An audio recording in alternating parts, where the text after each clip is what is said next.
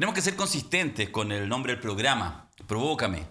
La idea es siempre provocar y provocarnos también. Y uno podría decir, oye, en un espacio de este tipo, a 5 años que este viernes se cumplen del estallido social, uno podría hacer, sigámosle sacando la cresta a la Cubillos nomás, metámonos con Ángela Vivanco y también, por supuesto.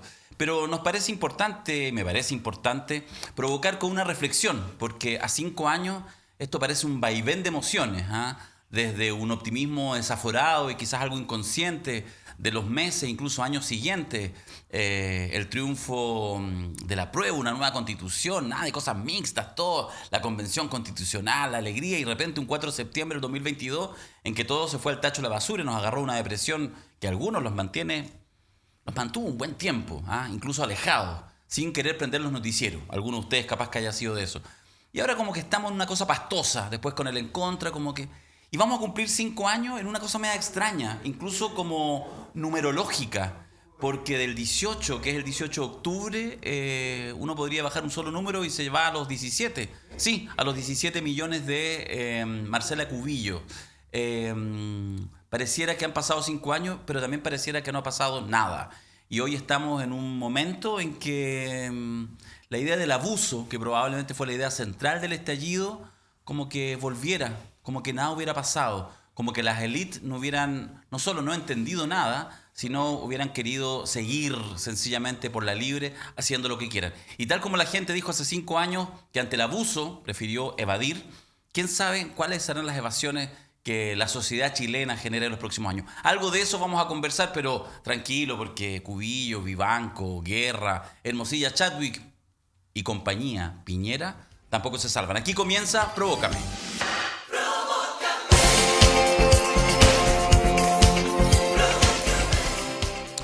Ya, aquí estamos, a panel completo. Estamos todos los que tenemos que estar, como siempre, en Provócame. Don Marco Barraza, ¿cómo está usted? Hola, bien a todas y a todos. Muy expectante sería la palabra de poder intercambiar, más que una reflexión sobre el 18 de octubre, sino que un intercambio, porque bien lo merece después de 5 años. Sí, pareciera que sí. Valeria Cárcamo, ¿cómo estás? Bien, bastante ansiosa, obviamente, con todas las campañas, las elecciones, las encuestas, todo lo que se viene. Pero también creo que es importante hablar y reflexionar respecto al estallido social y también siempre recordar lo que realmente fue. Así que feliz. ¿Pero de qué estallido hablamos? ¿El Pacífico o el que ahora el Poder Judicial y todo eso, el delictual? Bueno. Que diferentes estallidos. Sí, pues el estallido delictual de la Universidad de San Sebastián podría ser, ¿o no? Ese estallido delictual para morir. Buen título. Buen título. Tenemos el título. Partimos, así somos. Bueno, y esta semana también vamos a hablar largo y tendido porque se nos apareció Vlado en el camino. Espero que no te haya molestado mucho, Rodrigo, con todo el bullying que en el chat que tenemos te hicimos porque nos llamó la atención. ¿Cómo está Rodrigo Rettig? ¿Rodrigo? ¿Qué vamos a hacer con este? No, hay que sacarlo, el Rodrigo. El productor, dueño del programa, tiene que conversar con él.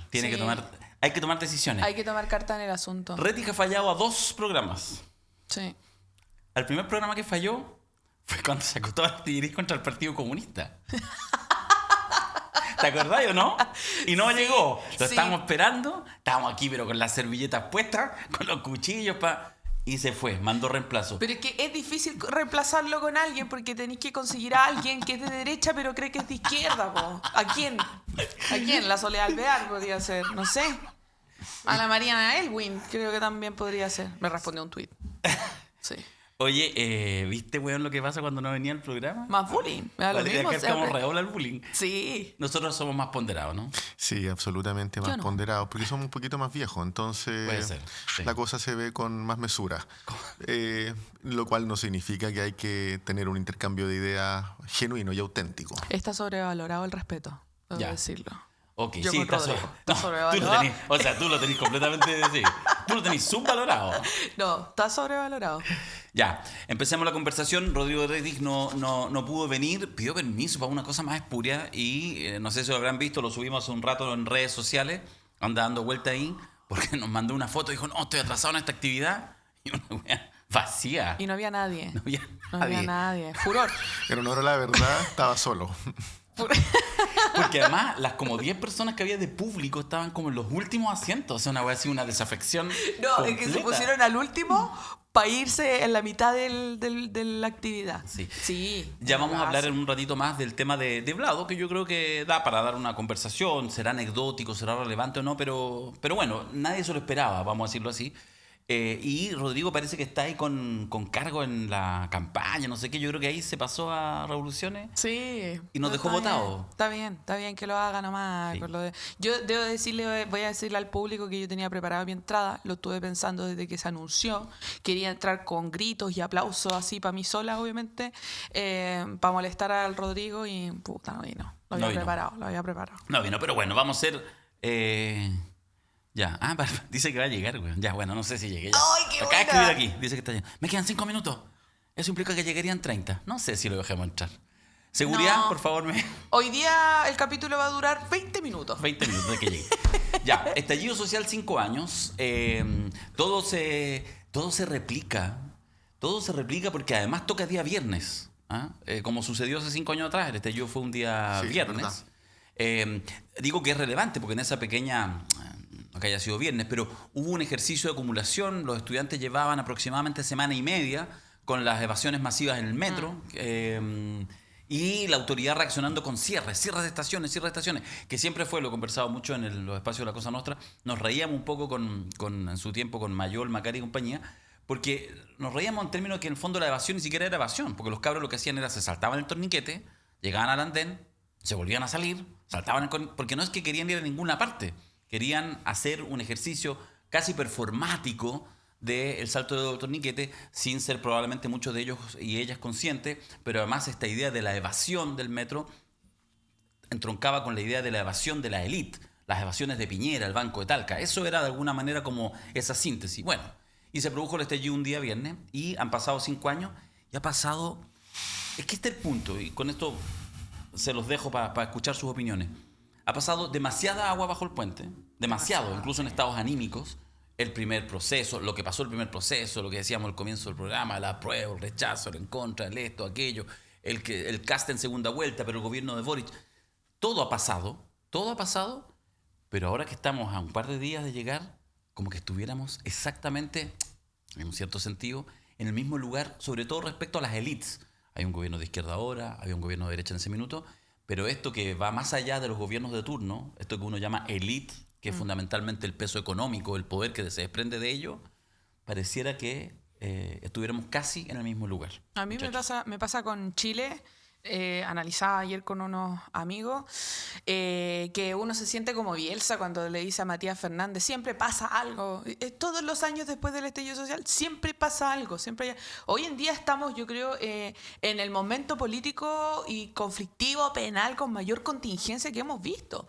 Cada vez salen más revelaciones, son, no sé, 700.000 hojas de chat, pero cada vez sale un personaje nuevo involucrado, pero lo único que hace esto es decir, tuvieron todo el rato la razón. O sea, la gente que se manifestó, ¿cierto?, para el 18, siempre han tenido la razón, porque claro, todo estaba esto detrás. Y con un gobierno que no lo hizo súper mal.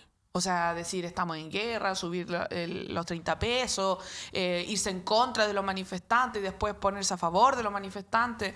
Hoy en día todo eso quedó en la historia de nuestro país y de manera política lo hemos vuelto a analizar porque yo todavía no entiendo, y espero que en este programa lo resuelve, ¿cierto?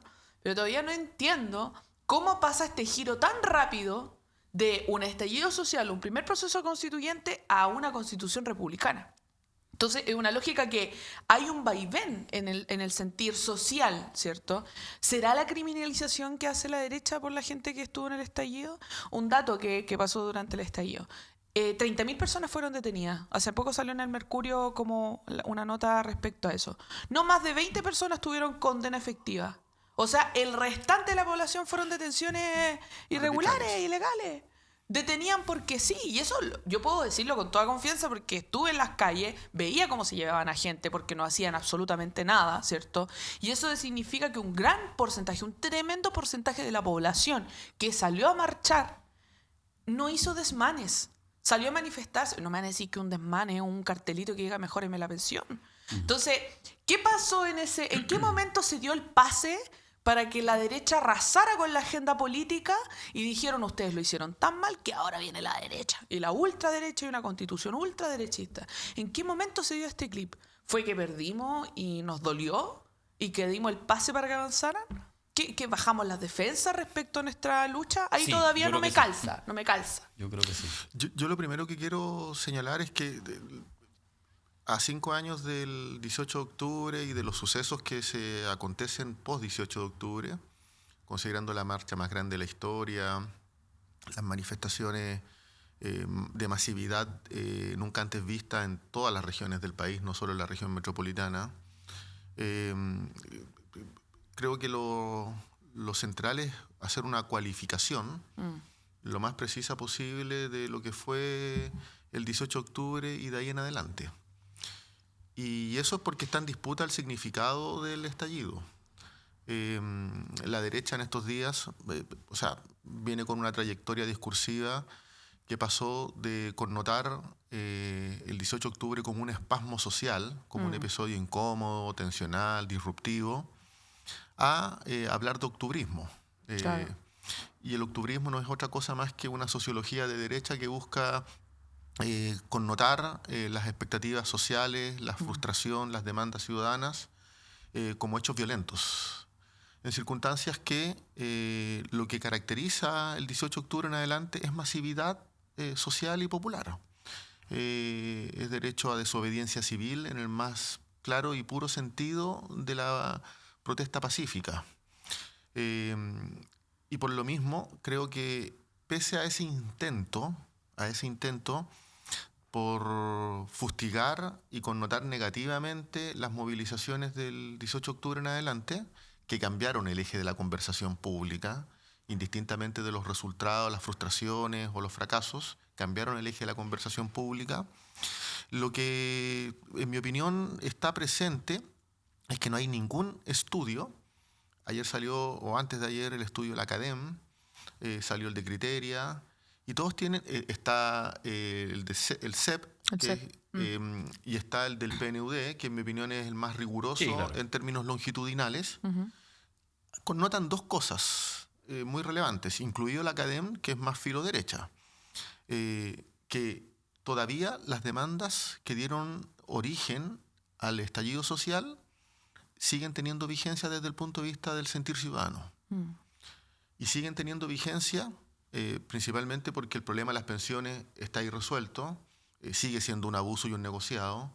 El problema del CAE sigue siendo un problema vigente desde el punto de vista de lo incorrecto y abusivo que es tener a la banca en un sistema crediticio, la banca privada.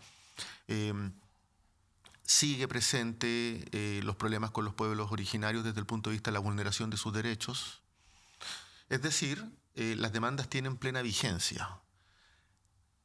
Dicho eso, creo que también lo que está presente aún y que no se ha extinguido, y esto pensando en el tenor de las últimas conversaciones nuestras en este mismo programa, es que la brecha entre la élite económica, sistema político y ciudadanía no se ha extinguido.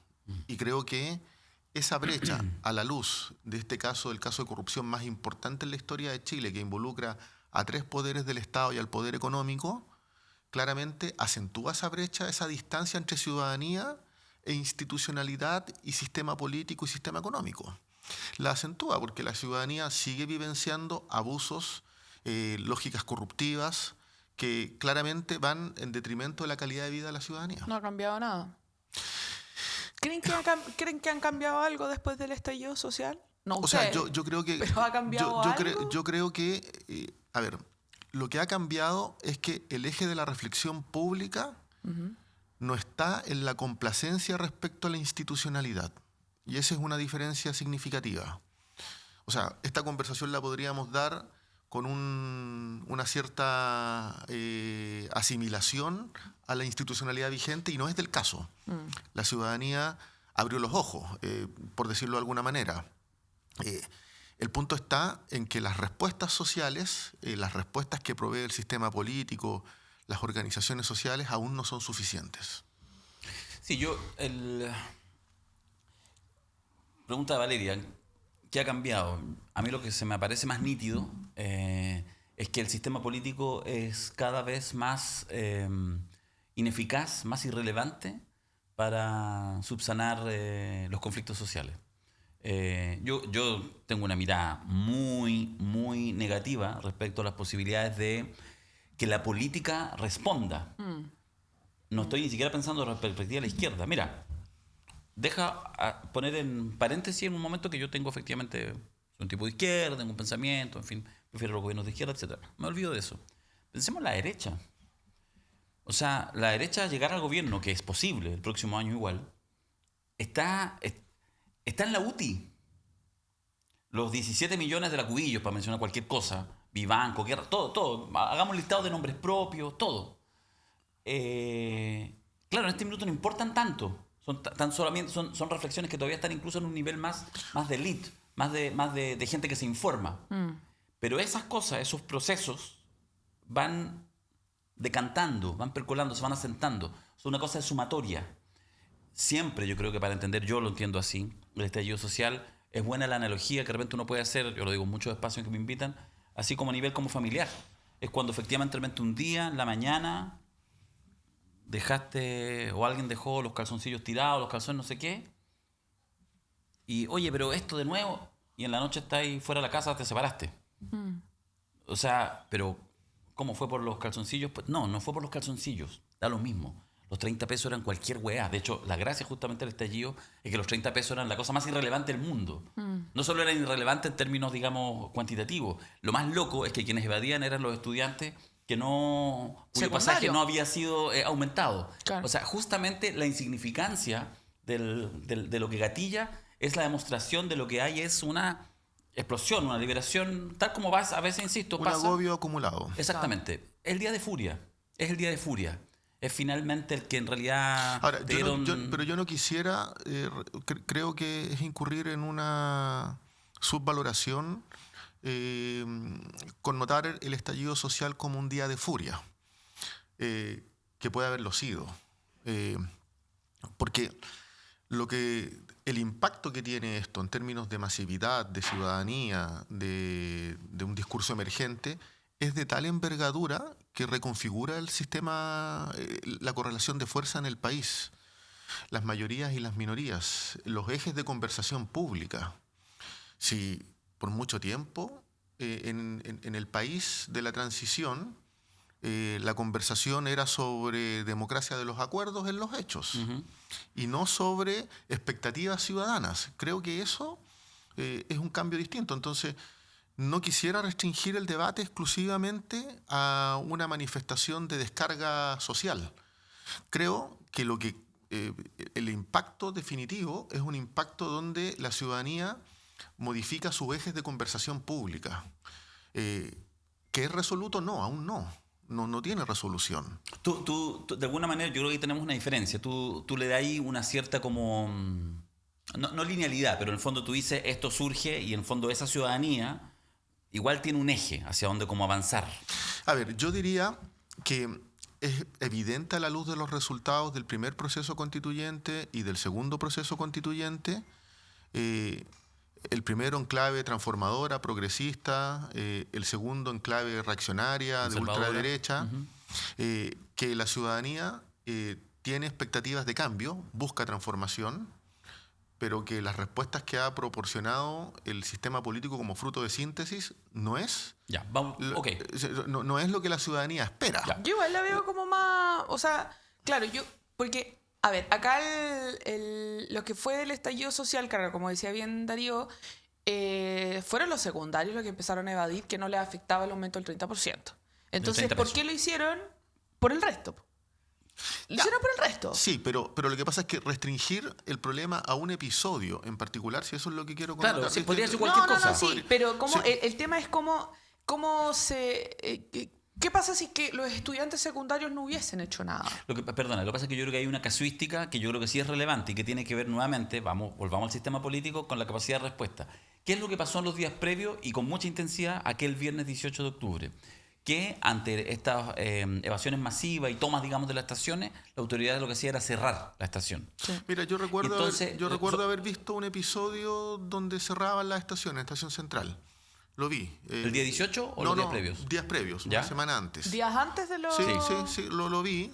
Yo soy académico en la USACH, iba caminando y vi y me llamó, o sea, yo sabía que estaba ocurriendo aquello, sabía de que los secundarios estaban convocando a manifestaciones ametradas, no sé si todavía se le dice así, y lo vi. Jamás me imaginé que iba a tener esa envergadura. Es que por eso digo yo en la casuística, porque lo que sucede ese día 18, yo me acuerdo perfectamente porque estaba en la Alameda, y claro, yo tengo auto, y lo tenía estacionado, pero efectivamente lo había dejado estacionado y caminé, porque no se pudo tomar. Entonces empezaron a cerrar todas las estaciones a las 4 o 5 de la tarde, y toda la gente que se iba después de una semana muy cansada, miles, decenas de miles, cientos de miles, con prácticamente todas las estaciones del metro, la línea 1 después de otra, cerradas. Entonces digo que en el fondo hay, o sea, ¿qué es lo que hace particular eso? Que eso yo creo que generó, o sea, hubo una tormenta perfecta, ¿no? Ya, pero salgámonos de la casuística, volvamos al sistema político. ¿Qué es lo que yo digo, que era la reflexión inicial? Es que yo veo hoy en día al sistema político incluso con menos capacidades, ¿cachai? Entonces, vuelvo al ejercicio, gobierna la derecha el próximo año, o sea... Te lo digo, no digo, por favor, no se confundan. Yo creo que se diluye cada vez más la posibilidad de que la derecha... Ya, pero dejamos jugar con la sí. idea. Dejamos jugar con la idea de que efectivamente la derecha llega al poder. Lo que quiero decir es que llegaría de manera tan debilitada, por eso efectivamente es bien probable que haya sectores, no tan políticos, quizás más empresariales, incluso en la propia derecha, que deben estar a esta altura del partido pensando, ¿nos convendrá? Porque están nuevamente en una condición de tal debilidad que pueden ganar la elección, si la pueden ganar. La presidencial, con Matei, con quien aparezca, con qué sé yo, no tengo idea, con quién pueda surgir, me da lo mismo. Pero van a quedar en una posición de debilidad, porque efectivamente han ido acumulando energía negativa con todo esto que vemos, que no hay aprendizaje. Y por otra parte, la izquierda, que pudiera en una condición como esa, eventualmente repetirse el plato, tampoco tiene, me parece, las herramientas. ¿Por qué? Porque el sistema político en su conjunto está muy degradado y con mucha incapacidad de representar una ciudadanía que a su vez lo que tiene es una gran desafección. Yo, ojo, no me compro el discurso edulcorante, ¿cachai? De una ciudadanía que en el fondo no, la gente, entonces la política... No, si es todo el sistema el malo. Tenéis una ciudadanía que vale hongo, que en general en su gran mayoría va a votar. Que la gran mayoría de los ciudadanos y ciudadanas que en una semana y media más van a ir a votar sin en realidad formarse ni una mínima convicción de por quién votan. Entonces, y de hecho los candidatos es parte del desafío. Están tratando ahí de capturar su atención con la cosa, no, yo soy el que más gasto en seguridad, no, yo no tanto, no sé. Entonces lo que quiero decir es que el sistema en su conjunto no da respuesta porque todo el sistema político, incluyendo la ciudadanía, está, me parece, en una condición incluso más degradada que hace 5 años atrás. Pero el sistema no lo podéis... O sea, ahora queda un buen tiempo como para cambiar el horizonte del sistema. O sea, igual hay que ser honestos con la gente, esto no cambió. Porque tú ya tienes una base en la que no podéis cambiar y hemos aprendido a vivir dentro de esa estructura. Yo creo que si nosotros, y esto es algo que he pensado, si nosotros permitimos, y digo como pueblo chileno, si nosotros permitimos que la derecha aplique esta medida del latigazo del patrón, o sea, ya te manifestaste un ratito pero baja porque seguís esclavizado con este sistema y no va a cambiar nada, la derecha va a arrasar en las elecciones de gobierno, ¿cierto? En las próximas presidenciales, evidentemente sí, pero yo creo que, por ejemplo, me acuerdo que la única estadística que vi o información que yo vi que me impactó fue que Chile es uno de los países, es el país más depresivo de Latinoamérica. Uno de los países más... ¿Pero por qué? Porque este sistema mantiene esclavizada a la gente chilena. O sea, imagínate, desde diferentes sectores hay estado maltratando, ¿cierto?, a la gente en Chile. Yo quiero hacer 2 reflexiones. A propósito de lo que señala Valeria respecto de la salud mental en Chile, que tiene un conector con la conversación que estamos dando, pero quiero hacer otro análisis sobre el sistema político para complementar.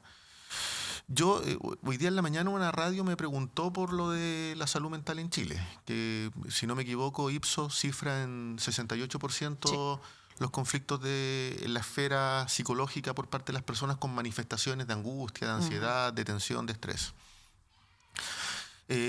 los indicadores en Chile siempre han estado elevados en manifestaciones de salud mental conflictuadas en la esfera psicológica, más que otros países. Ujú, Sin embargo, esta cifra es, digamos, muy abultada. ujú.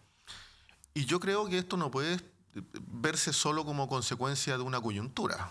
O sea, yo tengo la impresión de que el estallido abrió expectativas, abrió disposición y voluntades a cambio, pero la pandemia sofocó en buena medida esas expectativas y disposiciones a cambio. Mm. Por dos razones. Una contingente a la pandemia, que fue una cantidad elevada de personas fallecidas en Chile, que generó mucha angustia, confrontó a la ciudadanía y especialmente a los adultos mayores con el temor a la muerte. Ojo, que en los estudios previos al estallido los adultos mayores eran los más transformacionales. Y post-estallido, pero especialmente post-pandemia, son los más conservadores. Antes aspiraban a un país que conocieron previo al 73. Después aspiran a un país que le dé tranquilidad. Mm. Pero el segundo factor, que el primero es el temor atávico a la muerte, el segundo factor muy preponderante es que los resultados de la pandemia, las consecuencias todavía se viven en alza en el costo de la vida, empleo precarizado, disminución de empleo formal, es decir, inseguridades que el país era un país altamente desigual, y es una de las explicaciones para el estallido, con abusos crónicos, pero transitaba con cierta lógica de mejoramiento lento, con parsimonia, excesivamente, que provocaba insatisfacción, pero la pandemia agudiza esto. Dicho eso, sistema político. Yo creo que uno en política tiene que mirar las cosas por motivaciones, por conductas, por resultados y por procesos. Por motivaciones, sin duda, que uno de buena primera no se puede creer el discurso fácil de alguien. Y tiene que mirar y auscultar qué es lo que hay más allá. La motivación en política es clave. Resultados, los resultados son deficientes. El sistema político no tiene resultados satisfactorios. En materia de conductas, los hechos de corrupción distancian aún más a la ciudadanía de la corrupción, digamos, del sistema político y del sistema económico. Pero en materia de procesos, los procesos son más largos. Y yo tengo la impresión de que lo que está ocurriendo después del primer proceso constituyente vino un repliegue del mundo social muy acentuado, porque fue una derrota de envergadura, y los casos de corrupción están construyendo un nuevo clima social de discusión pública. No quiero ser sobreoptimista, lo que quiero señalar es que el partido es más largo de lo que uno cree. Como el partido es más largo, vamos a hablar ahora vamos a dejarle el tema, vamos a hablar de contingencia. Vamos a hacer una pequeña pausa para llenarme el café, porque me dan ganas de tomar más café, y vamos a hablar de Vlado. Y usted en la casa puede preparar su propio Vlado. ¿Ah? Cada uno nos va a regalar su... ¿Cómo se entra a escena ahora? A los Vlados. ¿Ah? A los Vlados. Como que ya generó hasta un... Y vamos a hablar tranquilo y vamos a agarrar para el huevo Redis, porque bueno, él se lo perdió. Una pausa y ya volvemos acá en Provócame.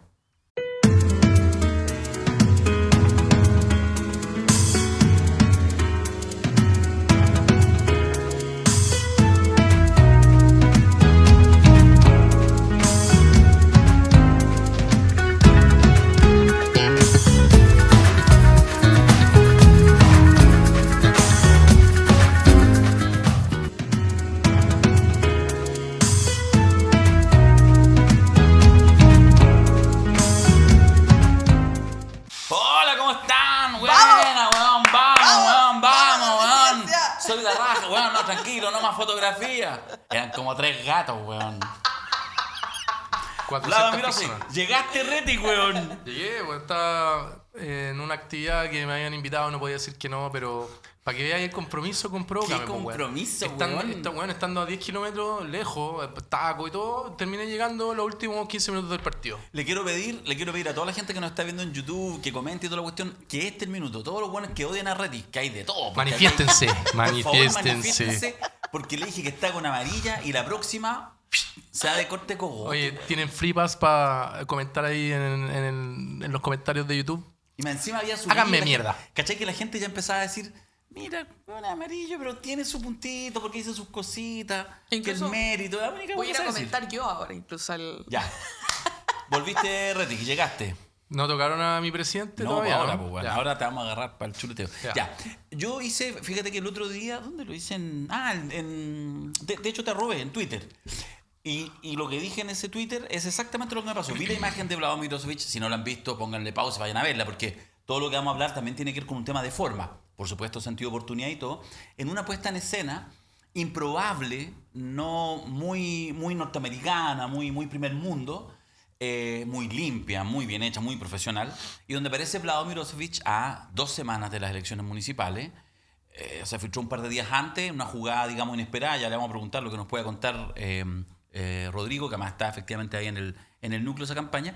Y lo que yo dije, que se lo dejo como reflexión, es que no terminaba de tener claro si me parecía mala la puesta en escena, sobreexagerada, demasiado justamente limpia, etcétera, además sobre el momento político, o me parecía eventualmente, no voy a decir una genialidad, pero una buena jugada. Creo que, no sé si a ustedes les pasó, como que uno duda, tanto por la forma, insisto, tiene su qué, como por el momento. Yo tiendo a pensar, y con eso yo creo que le damos primero la palabra a Rodrigo para que nos cuente y después le sacamos la chucha. Ay, me gustaría escuchar a Ya, mis lo escuchamos compañeros, entonces sí. a Marco y Antes a que- cómo lo vieron. Porque yo lo que interpreto, o sea, entiendo que lo que hace Vlado es una jugada para eventualmente mejorar la performance del Partido Liberal. Entendamos que Vlado es una figura bastante importante, conocida, pero el Partido Liberal en términos electorales, así como a nivel nacional, No. es pequeñito. Y por lo tanto uno entiende que es una jugada que podría potenciar y eventualmente, no sé, pues quizás con esta jugada se hace un poco más conocido y suben 100, 200 votos más varios candidatos a concejales, y eso te puede permitir elegir en vez de 10, 20 o 30 o lo que sea.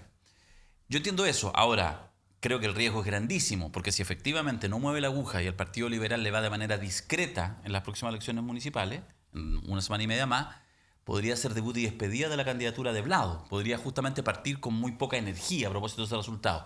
A mí me llamó la atención la puesta en escena. Marco Valeria. Hay responsabilidades acá, po. A ver. Yo ya mandé los memes y todas esas cosas. Yo invito a la gente ahora que busque en Google el meme del personaje que celebra, que quedó en puesto 11 y todos los otros puestos lo miran. Sí, Ahí está, el es un Partido clásico. Liberal. Es un clásico. Pero claro, yo creo que eso también conlleva una responsabilidad. O sea, esto significa de qué proyecto es lo que ofrece el Partido Liberal y también si es que la gente cree en ello, porque tienen a menos de 2 semanas una elección y vamos a ver si realmente el proyecto atrae a la gente, especialmente con todas las candidaturas que tienen, ¿cierto?, a los municipios, cores, etcétera. Y ahí hay una responsabilidad. Como decía Darío, claro, si les va mal, o sea, si es que no sacan candidaturas o las que apuestan, claro que entra a desinflar la candidatura de Vlado. Porque a comparación a lo que fue en su primer momento el Frente Amplio o el Partido Comunista, cuando gana el Gracia en Santiago, entran con mucha potencia, ¿cierto?, en esa elección. Y también el Frente Amplio con Maipú, con Ñuñoa, Viña del Mar, posiciona al presidente Gabriel Boric a su candidatura, ¿cierto?, para ir a primaria, etcétera. Entonces, claro, hay una gran responsabilidad porque están apostando a ser partido grande siendo un partido chico. ¿Me pareció estratégico? Sí, me pareció estratégico si es que el sentido es apoyar y que ganen las candidaturas y que no sea todo centrado a Vlado. Voy a decir que cuando vi que el Partido Liberal anunció a Vlado, no me extrañó en lo absoluto. Era evidente que el partido iba a nombrar a cualquier otro cargo esencial Vlado. Siempre el Partido Liberal ha sido Vlado Mirosevic o Marinovich. Mirosevic. Algún apellido croata que hoy día los croatas lideran todo. Pero encanta, claro, Valeria. yo creo que ahí tiene una responsabilidad. Yo te dije que quería agarrar para el huevo. Hay una responsabilidad súper importante. De ahora en adelante, bueno, el Rodrigo tiene que Vlado buscarse. Marinovich me gustó la wea. El Rodrigo tiene que buscarse un apellido croata para poder ser exitoso dentro del Partido Liberal. Pero fuera de eso, claro, muy limpio, también concuerdo, muy norteamericano, con los candidatos detrás del candidato, ¿cierto? Con los cartelitos. Es una réplica de lo que ha hecho las campañas americanas Salió en su bien, la totalidad. weá, salió bien, weón. Yo hubiese esperado La prensa así comentando, weón, ¿qué onda lo profesional que levantaron acá, weón? Claro. 400 personas. Ahora, yo No, no hubiese eran 30 hecho, gatos. yo hubiese hecho un mayor esfuerzo, un poquito más de mayor esfuerzo, y hubiese llenado un teatro. Solamente No, eso me pero queda. Un teatro, ¿para qué? Somos chiquititos. Yo creo, a ver, yo no tengo reparo en materia de la estética y de la producción bien hecha. Muy bonito. Bien norteamericana, Partido Demócrata, en esa digamos, idea. Con colores, con barras, en fin. Lo que a mí me motiva la reflexión es más bien la pertinencia o no del lanzamiento. La oportunidad. La oportunidad. O sea, porque efectivamente agarró titulares, fue un hecho noticioso, en las redes se divulgó bastante, se difundió mucho, pero si el resultado es magro en campaña de concejales, de gobernadores regionales y de alcaldes, también, digamos, es un debut, no sé si de despedida, pero un cuestionamiento. Entonces, genera un efecto comunicacional, sin duda, no lo pongo en cuestión, pero es un riesgo alto. Es un riesgo alto de que eso no se... la correlación directa, que es tener un buen resultado electoral, se consolide. Entonces, está en el ámbito de la observación todavía. O sea, en el peor de los escenarios, consolida su posición para ser candidato a parlamentario en los términos que aspira el Partido Liberal y el diputado senador, en cuestión. a senador. Claro. Yo ahí solamente agregar algo pequeño que lo que genera también esta estrategia, que creo que también hace un contrapeso necesario a la derecha, sus exacerbadas candidaturas posibles. Eso también, para mí, en mi opinión, es debatible. Es debatible porque no ha habido, no precipitó una seguidilla de anuncios presidenciales. La Jimena Rincón. Sí, pero la Jimena Rincón es de derecha. Bueno, o sea, Sí, a la derecha. la Jimena Rincón. Rettig, te voy a sacar la tarjeta amarilla si nos contáis algo que no esté en la prensa. Lo que sea, cuéntanos un poco la interna hasta donde podáis. Pero sobre todo, fíjate que a mí me interesa la motivación y si este era un diseño que venía de muy antes o más bien fue hace 2 semanas atrás mirando X cosas que se hacen en esta jugada. Bueno, yo me entré 2 semanas antes del día 12 de octubre y en un contexto de una conversación en donde la explicación es una apuesta bien fuerte, jugar al casino. O voy a ganar mucho o voy a perder harto también. ¿Pero lo decidió y- Vlado o lo decidió el partido? Lo decidió el partido, que se lo pidió a Vlado y Vlado lo aceptó. Y me parece obvio que el Partido Liberal tenía que hacer esta jugada. Independiente de la elección municipal, que dicho sea de paso, yo no creo que sea tan determinante como ustedes lo ven, ya sea el buen o mal resultado, porque Vlado va a estar igual en la papeleta de primarias de nuestro sector. Le vaya bien o le vaya mal, porque vamos a hacer una decisión nuestra. Claro. Y vamos a ir a la primaria. Y si no hay primaria, uno llega Exacto. a la papeleta de... Por lo tanto, que el Partido Liberal saque 1 o 1000 concejales o alcaldes, va a dar igual porque Vlado va a estar en la papeleta igual. Evidentemente, si tiene más concejales, va a estar con más fuerza que si tiene menos, pero no va a ser una definición que impida que él esté en la papeleta, le vaya bien o le vaya mal en la elección al partido ahora en 2 semanas más. Pero me parece obvio. O sea, pónganse en lugar de nosotros, de que somos el partido más chico de la coalición, que tenemos 5 diputados, pero estamos en un proceso de capitalizar lo poco que hemos sembrado, de estar cosechando lo poco que hemos sembrado, y una candidatura presidencial del expresidente de la Cámara de Diputados, que ha sido 3 veces parlamentario, que es la figura más conocida del Partido Liberal, a mí me pareció convincente de que debería ir. Ahora, debiendo ir para visibilizar al partido, para visibilizar a las candidaturas. O sea, la prensa ha hablado los 3 días seguidos, lo han entrevistado en todos los canales, el objetivo se logró. Y sobre la decisión de antes de la elección, es una apuesta. Y yo creo que la apuesta resultó y me cuelgo las palabras de Uvilla, de que dijo ayer de que la decisión es de una inteligencia política electoral superior. Y Uvilla es un gallo que cacha de política y lo dijo, y yo también creo lo mismo. Al día siguiente se sumó Jimena Rincón y ustedes, chiquillos, en 2 semanas más, el día 28 de octubre, van a tener que levantar a alguien en el cortísimo plazo. Porque cada día que pasa de prensa de Vlado y la Jimena Rincón es un día que ustedes están perdiendo. No. Claro. Y mientras más opciones haya me trae una candidatura presidencial de Revolución de Frente Amplio, del Partido Comunista, del Partido Socialista, de la mayor cantidad de partidos de nuestro color político, a mí me parece que es mejor porque hay más alternativas donde elegir para que la ciudadanía defina a quién va a ir a competirle a la derecha. No está en discusión la amplitud, sino si lo que está en debate es si es asertivo o no el lanzamiento. Yo lo enlazo al comentario que te digo. Vlado va a estar en la papeleta, le vaya bien o mal en octubre, ahora en 2 semanas más a los candidatos. Pero yo sí quiero relevar que vamos a salir a disputarle a la derecha los conceptos de libertad, de mérito y los colores patrios. El Partido Liberal promueve un patriotismo liberal inclusivo, no excluyente. Y por eso los colores de las banderas, por eso los colores que elegimos de la papelería y todo el merchandising, por eso la puesta en escena, porque nosotros queremos relevar el patriotismo como algo positivo, pero un patriotismo inclusivo. Si bien me parece súper bonito que postulen a Vlado y la papeleta y todo eso, créeme que al Frente Amplio no le presiona que los liberales ya hayan anunciado y demócrata candidatura, lo absoluto. Yo creo que me presionaría más que el PS levantara una candidatura y dijera vamos a irse hacia la papeleta. Claramente tenía un orden de prelación de quién te presiona más. Pero te mete un mínimo de presión, pero lo incorpora. Esto igual hay que ser un poco... O sea, me parece bien la estrategia bajo su escenario electoral, pero veamos también como candidaturas que se han anunciado con anterioridad y pero bajando. O sea, yo creo que el 28 de octubre se abre un nuevo escenario de conversación pública. Correcto. Y ahí es donde se van a ponderar cuáles son, digamos, las opciones más viables, las menos viables. Yo creo que en el caso de mi reflexión, lo que debe prevalecer es en el análisis respecto a las proyecciones es que conserva y mantiene y reimpulsa un proyecto transformador. Uh-huh. Creo que ese es el foco del análisis.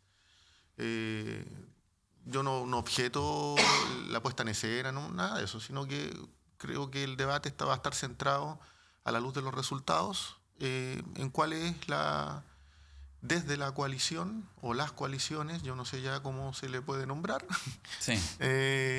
Cuál es el proyecto que se asienta para efectos de continuidad en la transformación y retomar el impulso. Pensé que Marcos iba a decir, no, jueguen nomás, pero vamos a poner a la Michelle Bachelet y va a ganar. Así como lo vamos a pegar así. Claro. Pero no.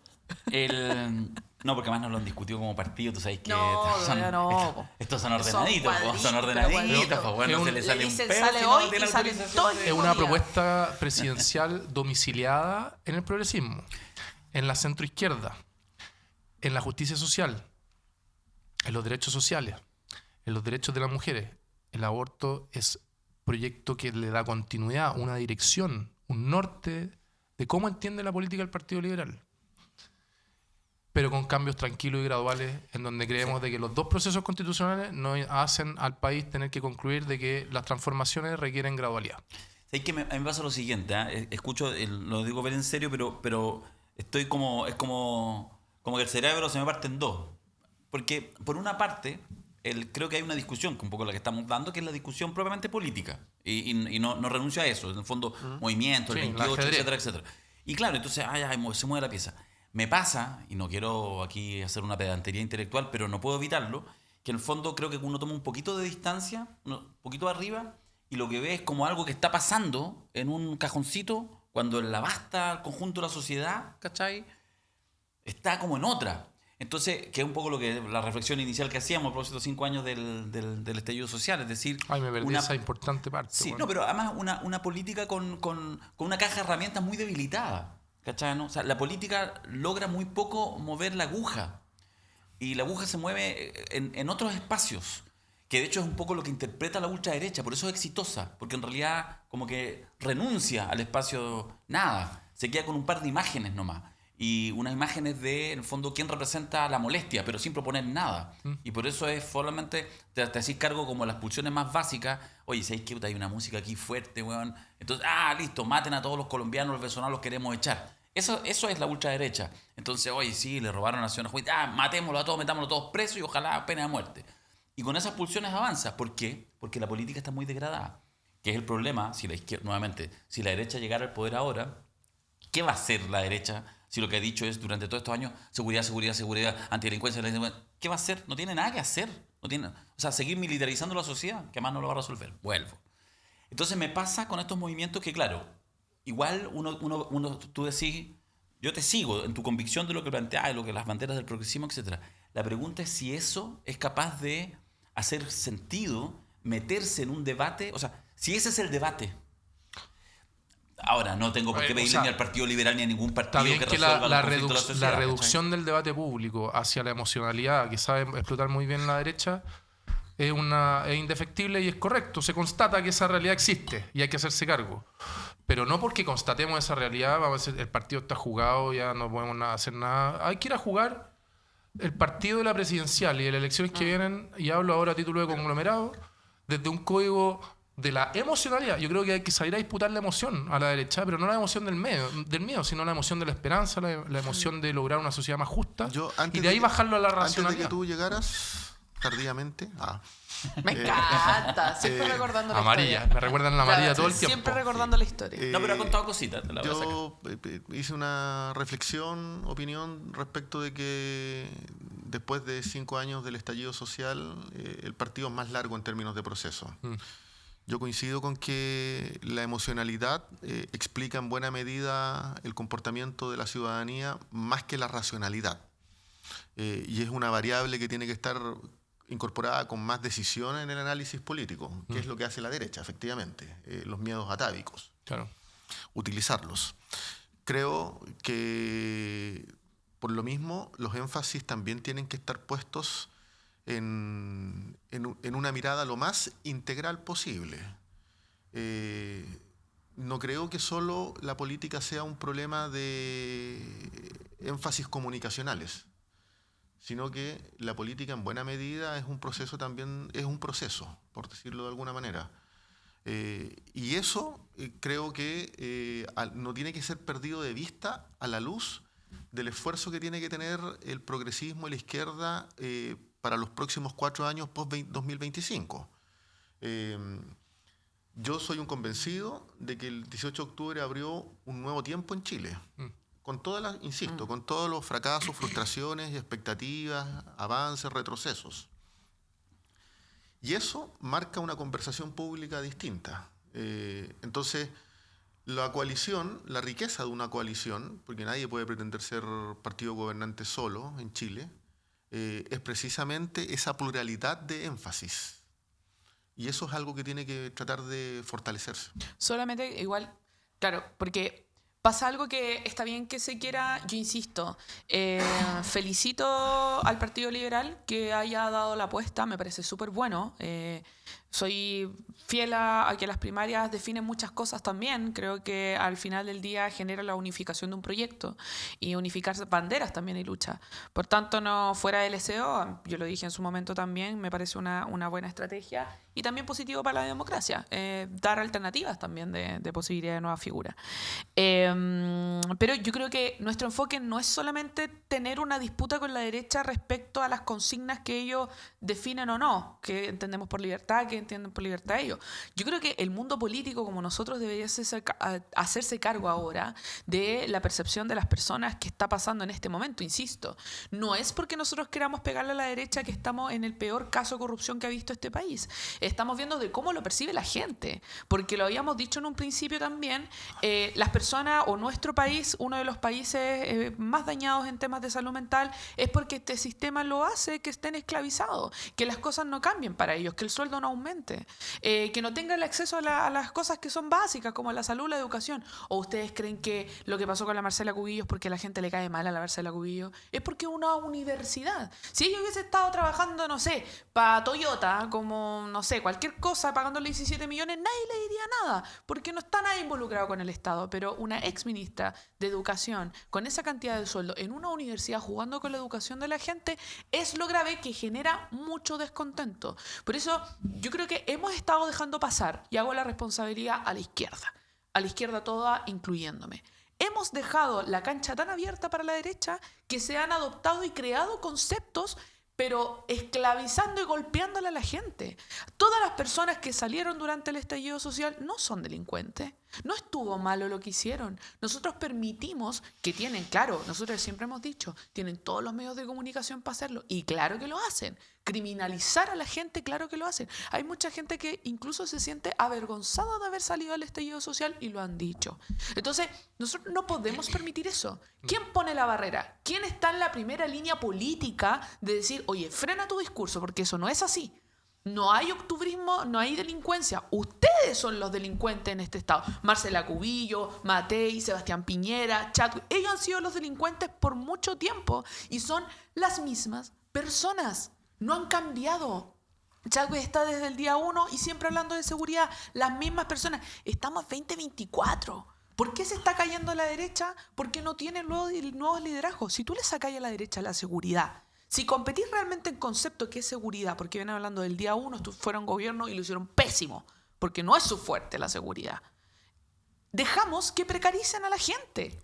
Entonces, yo no creo que es la gente, el pueblo chileno el que tiene que salir a marchar nuevamente para que la izquierda diga, oh, tenemos que seguir a pegarle. No, nosotros tenemos que atrevernos, ir a pelearle en los espacios que sean necesarios, ¿cachai? Emplazar. Yo debo sacarme el sombrero por los parlamentarios hoy en día que están enfrentando la querella que le puso Andrés Chadwick, por ejemplo, porque ellos hicieron su trabajo de fiscalización como parlamentarios y lo están demostrando. Eso es volver a encantar a la gente con la política de decir ahora en octubre o el próximo año las elecciones parlamentarias, yo quiero votar por este porque él dio la pelea ahí, porque no lo puede hacer una persona común y corriente. Entonces, está bien, política y lo vamos a discutir. Pero en este momento a la gente no le interesa la presidencial. O sea, esa es la honesta realidad en esta mesa. A lo que la gente le interesa es seguridad, pero porque le hemos permitido a la derecha que haga que este país es el más peligroso del mundo. Eso es lo que han hecho, el más peligroso del mundo. Entonces tenemos toda una responsabilidad más con este capítulo. ¿Nosotros estamos de acuerdo en lo que pasó el 18 de octubre? ¿Estamos de acuerdo con todas las consecuencias que eso trajo? ¿Son capaces de defender el 98% de las personas que salieron pacíficamente? Totalmente. Ya, eso es lo que hay que hacer. Porque está bien cuando uno amarilla, porque en un momento amarillamos absolutamente que sí, que esto acá, que no, esto fue aquí, lo lamentamos y todo, lo condenamos, sí. Y uno amarilló en el estadio social. Claro, Cero. pero por eso digo, hay personajes que sí han amarillado durante todo este proceso, pero somos capaces de que la hegemonía de la discusión política de la derecha, de querer porque nos pueden, eso hay que entender, a los políticos que nos golpeen. Yo no hablé del estadio, ¿puedo decir mi minuto? Juegue. Sí, pero solamente decir, a nosotros que estamos en esta primera línea política, que nos golpeen, que nos saquen la cresta, pero que le dé la seguridad a la gente. La gente lo que necesita ahora es que un político claro le diga, usted persona que fue a manifestarse el octubre, ¿cierto? 18, no lo hizo mal, lo hizo perfecto, siempre tuvo la razón. Eso necesitamos ahora. Oye, doy por hecho que estamos de acuerdo en las causas del estallido, que se mantienen. Así que no me voy a hacer cargo de la legitimidad de la protesta social porque lo es. Yo sí quiero hacerme cargo del tema de la violencia, en donde la violencia, señores que estén viendo en la casa, sí se explica. Que es distinto a justificarla. La violencia tiene causas, sí se puede explicar. Pero la derecha torcidamente, cuando uno explica, dice, usted justifica. Y se lo voy a ejemplificar con algo que vemos en el derecho penal, que es a lo que yo me dedico a diario en tribunales. 40 años una señora maltratada, violencia intrafamiliar, en el año 41 o el día siguiente del último maltrato, mata al marido. ¿Es un acto violento? Lo es, que duda cabe. La señora debe irse a la cárcel, probablemente en un juicio oral va a haber culpabilidad. ¿Hay algo que explica el acto violento? Evidentemente que sí. El estallido social tiene causas que explican por qué hubo violencia, que no se justifica. La violencia fue una garrapata que se adosó al lomo de la legítima protesta social, donde la inmensa mayoría del país se manifestó por mejores condiciones de vida material. Y la historia de la humanidad nos muestra en innumerables veces de que los estallidos sociales conllevan violencia, y no es algo que a mí me guste decir lo que yo estoy diciendo, es algo descriptivo. El Euromaidán en Ucrania, la marcha de lo del año 69 en París, que decantó en un nuevo sistema político. El comunismo en Berlín, el año 89, fue derrocado cuando se cae el muro.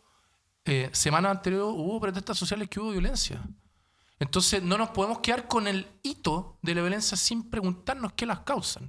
Y la derecha hace algo muy torcido ahí. ¿Y por qué es torcido? Porque la misma gente que fue a manifestarse por mejores condiciones de vida material termina creyendo ese cuento y diciendo, chuta, ¿sabéis qué? No debió haber sido así. Y termina quitándole legitimidad a su propia causa que en su momento sí creyó. Y por eso es importante la lucha y la idea. Porque cuando uno explica esto, en palabras tan sencillas como decir la violencia no se justifica, pero sí se explica, el interlocutor de inmediato se posiciona con un aspecto distinto a que le metan la cuchufleta de que la violencia, quitándole la legitimidad a la protesta social que no se le debe quitar. Y solamente para complementar a Rodrigo, que es la violencia. Claro, tirar piedras a carabineros durante un estallido social es violencia, sí, es violencia. Que las pensiones sean menos de 100.000 pesos es violencia, sí, es violencia, porque tampoco lo quieren decir, una violencia estructural. Que una persona que fue agredida físicamente, una mujer agredida que vaya a carabinero y que el mismo carabinero le diga mejor vayas a la casa porque no vas a... ¿Es violento? Sí, es violento. Sí. Entonces, ¿por qué solamente permitimos que... Y muchos personajes de izquierda han intentado también hablar de ese debate de la violencia estructural de nuestro país? ¿Por qué solamente le permitimos hablar de la violencia del 2% o menos de lo que pasó durante el estallido social? Yo vi a personas, y lo vi en Valparaíso también, cuando fuimos a manifestarnos durante el estallido social, una señora de tercera edad, blanca, completa, con todo lo que tiró carabineros en contra de ella. Esto es pero brutal violencia y nadie habla, o sea, de la derecha, nadie se quiere referir a eso porque son parte de la violencia estructural de este país. Para mí, o sea... Se me quedó en el tintero algo muy importante. Y la derecha, ¿ustedes saben por qué mete la violencia? Porque lo que subyace al estallido social es la madre de la batalla de las ideas. Estado versus mercado, impuesto o no impuesto. Y la forma, el estallido social lo que aparece es la necesidad de un Estado más robusto. Discutimos sobre los impuestos que se cobran, discutimos sobre derechos sociales, que son tres temas que la derecha, desde el punto de vista de la raíz que los conecta a la idea filosófico-política, no cree. Entonces, como no cree en los impuestos, como no cree en el Estado y como no cree que la desigualdad sea un problema, la forma de poner arriba de esas tres temáticas es una temática superior. ¿Cuál es esa temática superior? Todo fue violencia.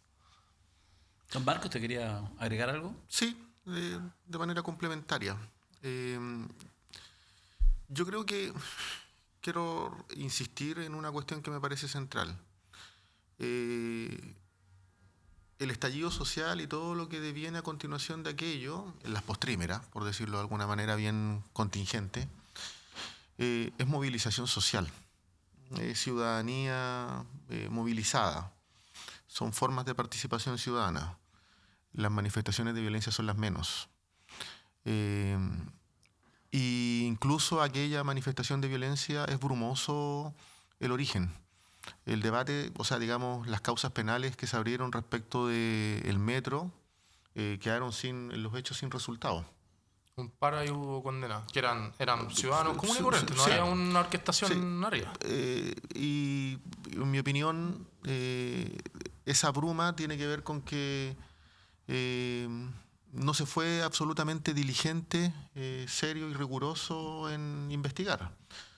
El fiscal Guerra era el responsable de ese proceso investigativo.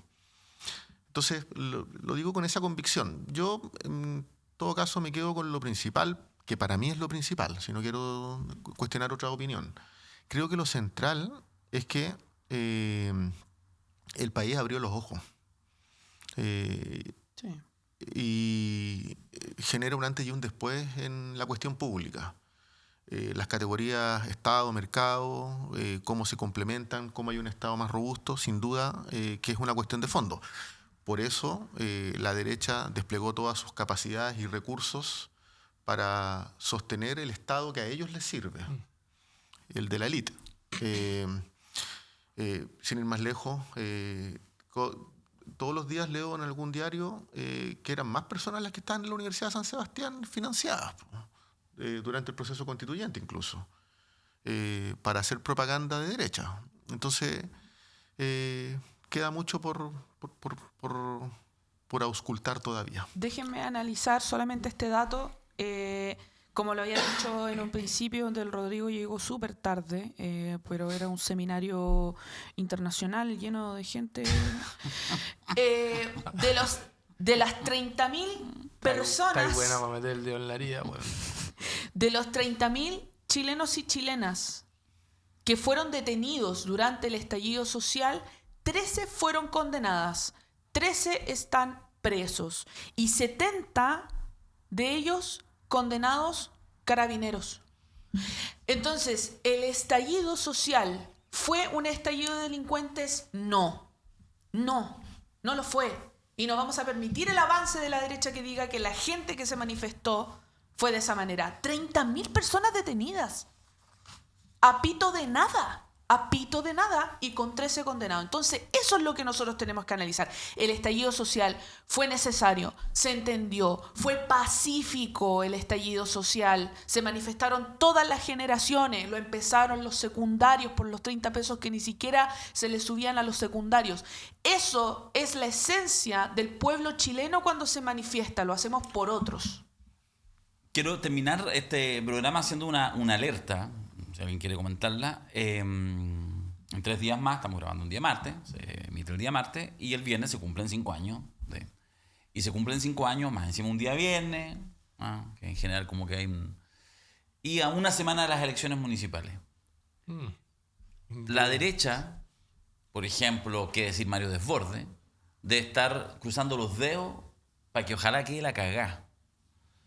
Le vendría fantástico unos saqueos en la Alameda, en Plaza Italia, Sí.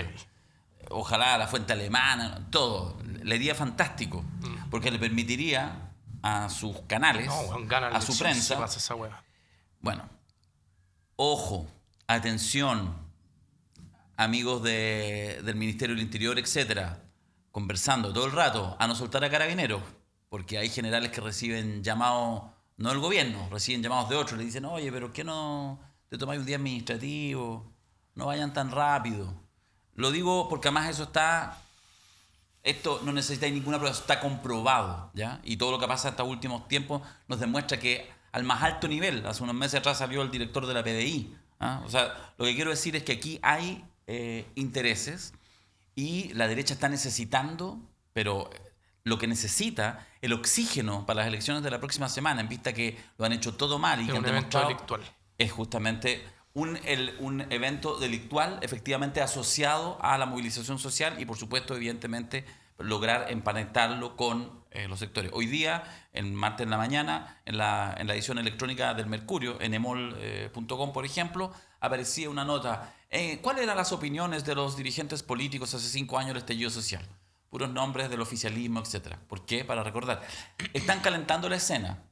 Están cruzando los dedos. Y cuando digo cruzando los dedos, espero no creer que pudiera haber infiltrado, que pudiera haber, insisto, frenos respecto a la acción de la policía, etcétera, porque les vendría, insisto, fantástico, saqueos por doquier, heridos, desmanes, ojalá en el centro de la capital. Ojo con eso, porque falta una semana para las elecciones después del viernes. Lo digo porque Oye, creo que... Yo quiero decir otra cosa. Dígalo. Hoy día falleció Antonio Escármeta. Antonio Escármeta, Y anoté, Premio Nacional de Literatura 2014. 2004. 2004. 2004, con el libro, dentro de sus obras está El baile de la victoria, donde dice, mi ciudad, mi Santiago.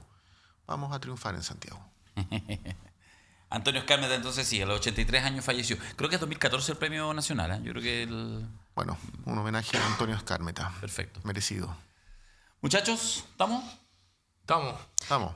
Solamente decir que estamos en búsqueda de un personaje que sea de derecha, pero que piense que es de izquierda para reemplazar a Rodrigo Rettig. Por favor, nos llaman, chiquillos.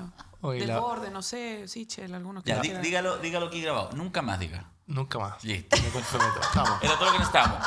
Agradecemos, muchas gracias. Pablo Rivero estuvo en el sonido. Juan Eduardo Guzmán, nuestro querido Siete Ojos, reemplazando a Diego Cancino, que se fue, no sé, pidió exilio en Estados Unidos, se fue ahí, lo está disfrutando, lo está pasando la raja, está viajando, así que Maravilloso. le mandamos también saludos a la distancia. Muchas gracias también a los amigos de Arte Medio que hacen todo esto posible. Y nosotros nos encontramos el próximo martes. Tiemblen, ya a pocos días de las elecciones municipales, que vamos a ver quiénes aparecen el 28. La próxima semana esa va a ser la pregunta. ¿Quién aparece el 28? Chao.